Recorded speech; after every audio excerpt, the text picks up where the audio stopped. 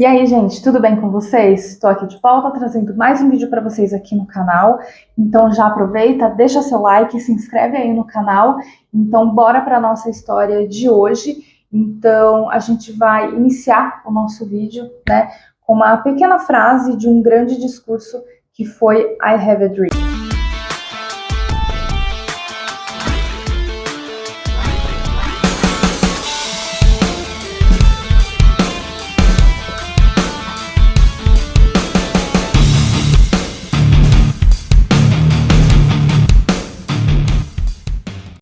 Então, o que foi, né, podemos dizer que é um surto coletivo, né, não sei, o que foi, né, essa segregação racial, né, que a gente tanto já ouviu falar, inclusive já foi até muito documentado em vários filmes e várias séries, né, a gente pode ver por aí.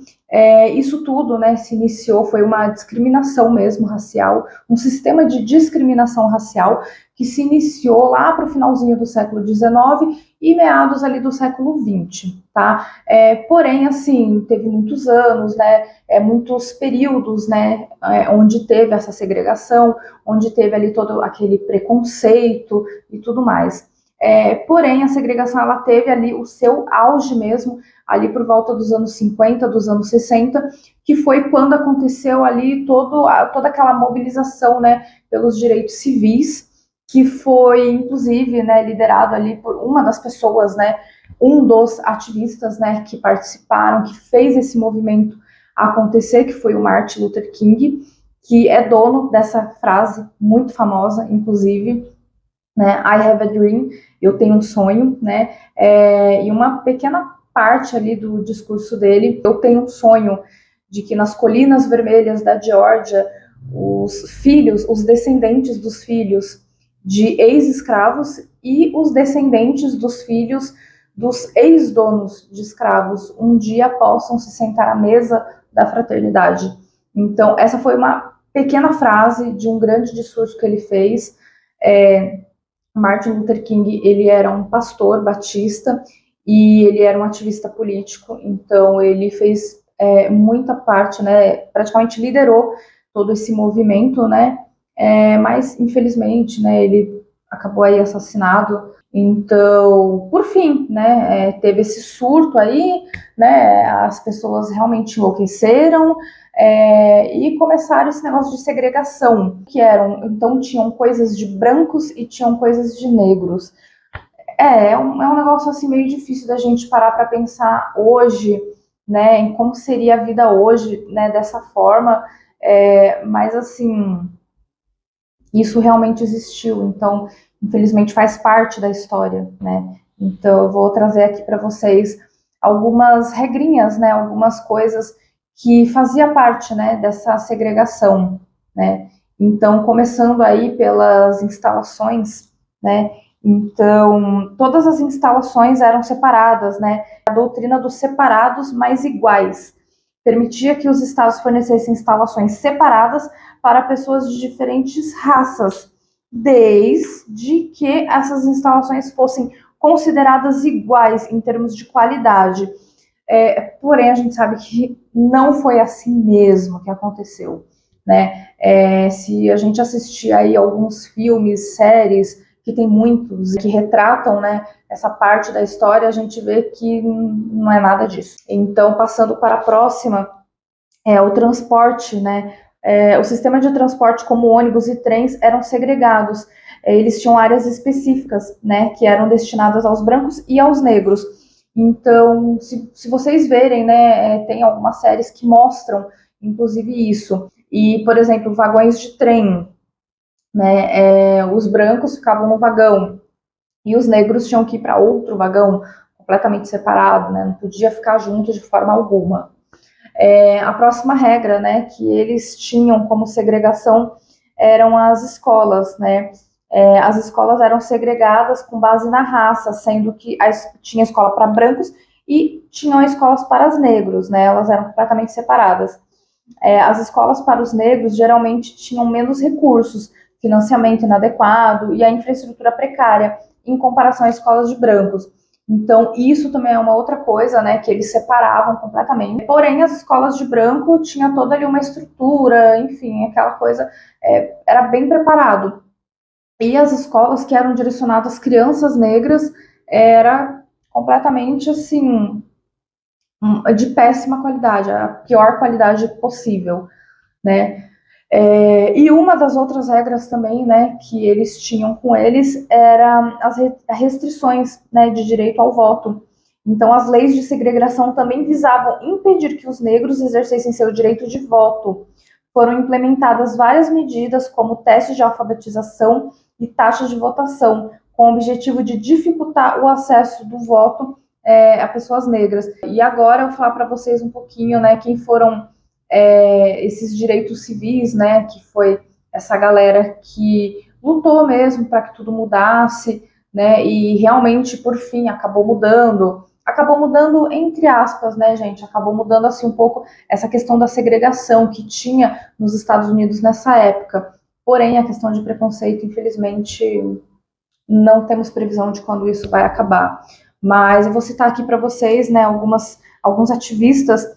O primeiro foi o Martin Luther King Jr., que ele foi um líder, né, do movimento pelos direitos civis nos Estados Unidos. Ele foi um defensor da não violência e, inclusive, ele liderou muitas manifestações pacíficas e protestos contra a segregação racial. O seu discurso famoso, né, Eu Tenho um Sonho, né, que ele falou, I Have a Dream, é um marco pela igualdade racial. Então, como eu disse para vocês, né, infelizmente, ele foi assassinado na escada de um hotel em 1968, vítima realmente ali de preconceito. Então, passando para a próxima pessoa, né, que foi muito importante, é a Rosa Parks. Ela foi uma ativista dos direitos civis que se tornou conhecida como a mãe do movimento dos direitos civis. Em 1955, ela se recusou a descer, né, do ônibus, porque ela não queria ceder o seu assento, né, para um passageiro branco. Então ela se recusou a fazer isso e aí desencadeou toda aquela questão, né? E aconteceu o boicote aos ônibus de Montgomery, que durou mais de um ano e resultou no fim da segregação. O próximo foi o Malcolm X, um líder ativista e defensor dos direitos afro-americanos. Ele foi um proeminente defensor dos direitos civis e uma voz poderosa na luta contra a segregação. O Malcolm ele defendeu a autodefesa e a mobilização política dos negros. Então, ele também, Malcolm X, eu acho que muita gente já ouviu falar também. Então, ele também foi um dos ativistas, né, que participou de todo esse movimento e tudo. Então, ele fez muito parte disso. O próximo ativista foi o Marshall, né, Thurgood Marshall, que foi um advogado e jurista que se tornou o primeiro juiz afro-americano da Suprema Corte dos Estados Unidos. E antes dele se tornar juiz, ele atuou como advogado na NAACP, que é a Associação Nacional para o Progresso de Pessoas de Cor, e foi responsável por importantes casos legais que contestaram a segregação racial e ajudaram a promover a igualdade racial nos tribunais. Então, esse foi, assim, muito importante, porque ele conseguiu, né, se tornar o primeiro juiz. Então, imagina, ele com o estudo que ele teve, o conhecimento dele, ele conseguiu fazer muita coisa. A próxima foi Ella Baker, que foi uma líder dos direitos civis e uma organizadora de movimentos sociais. Ela trabalhou com várias organizações, incluindo a NAACP e a Southern Christian Leadership Conference, que é a SCLC. Ela defendia a participação ativa das comunidades locais na luta pelos direitos civis e teve um papel fundamental no crescimento e no fortalecimento do movimento. Então, ela também foi muito importante, ela trabalhou no mesmo local, inclusive, que o juiz, né? Então, ela foi uma grande defensora aí também dos direitos civis. Então, infelizmente, né, tem muitas questões, né, raciais até os dias de hoje.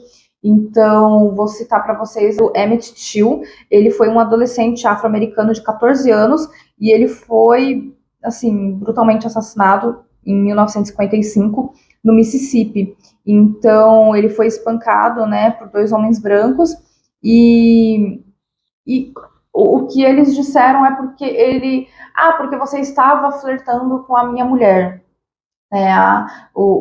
Inclusive tem histórias disso na internet, aí se vocês procurarem, tem história desse rapaz. É uma história realmente muito triste. Ele nem morava no Mississippi para começar, ele foi pro Mississippi para passar uma temporada lá com tios, enfim, com a família dele, né? Enquanto a mãe dele ficava na cidade deles lá trabalhando. Se eu não me engano, ele era de Nova York, não me recordo agora. E ele simplesmente estava lá, ele entrou numa loja para comprar alguma coisa, enfim. E a mulher, né, ela estava como atendente lá da loja, o marido dela estava viajando. Quando o marido dela voltou, ela falou: Ah, fulano de tal ali, ó, estava flertando comigo e tudo mais. Aí, enfim, fizeram tudo isso com um menino de 14 anos. Foi muito triste. E eu vi uns boatos aí, inclusive, de que depois a mulher acabou desmentindo a história e falou que, ai, não era verdade. E, tipo, jura, né? Agora que você vem dizer. Um outro caso que teve também, gente, foi da Midgar Ives, né? Ela era uma ativista dos direitos civis, também lá na NAACP, né? No Mississippi. E ela trabalhou incansavelmente para combater a segregação racial e lutar pelos direitos políticos, né, dos afro-americanos. Só que, né, em 1963 foi assassinado em frente à sua casa, né, por membros da supremacia branca.